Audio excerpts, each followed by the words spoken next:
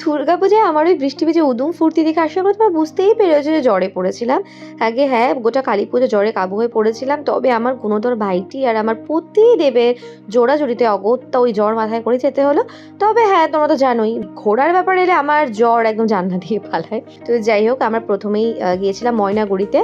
আর এটা sudden plan যেহেতু, তো ময়নাগুড়িতে গিয়ে সেখানে আমাদেরই আর এক পরিচিত এক বোন মেঘনা, ওকেও সঙ্গে করে নিয়ে যেহেতু ওখানেই থাকে, বেরিয়ে পড়লাম চারজন। আর এই যে এটা দেখো, মনে হচ্ছিল সত্যিকারের মেট্রোতে চড়েছি। আর এখানেই ভিড়টা কিন্তু সব থেকে বেশি ছিল। তবে এই 1 ঘন্টা লাইনে দাঁড়িয়ে থেকে ভিড় ঠেলে ঠাকুর দেখা সার্থক। কারণ দেখো কি সুন্দর না, ঠাকুরটা জল দেবী বসে আছেন। তারপর বেরিয়ে কিছু ম্যান্ডেটরি ফটোস। আর এরপরের থিমটা তো তোমরা প্রত্যেকেই জানো, অনেক জায়গাতেই করেছে। ভীষণ ফেমাস এবছরের হীরামান্ডি থিম। ওখানে যাওয়ার পরে না লিটারালি গায়ে কাটা দিচ্ছিল এক একটা ডিটেলিং দেখে।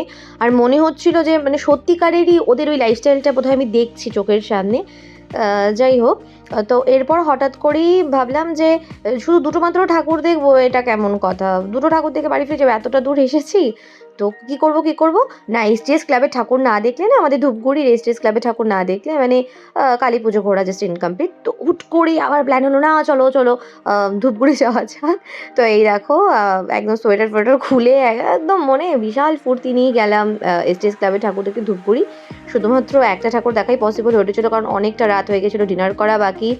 তো সেখানে গেলাম। আমি এক্স্যাক্টলি জানি না এটা কোথাকার মন্দির, প্রথমে চারধাম ভেবেছিলাম, পরে দেখলাম না, ডিটেলিংগুলো অনেকটা ওই বুদ্ধিস্ট যারা তাদের স্টাইলে। তো মনে হয় ভুটানেরই কোনো একটা টেম্পল হবে, গুম্ফা হতে পারে।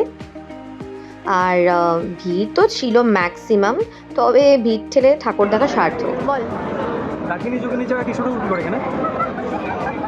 কি করে এখানে, কি করে মানে পাগলের প্রলাপ যাকে বলে আর কি। ওর মাথায় কখন যে কি আসে কেউ বলতে পারে না।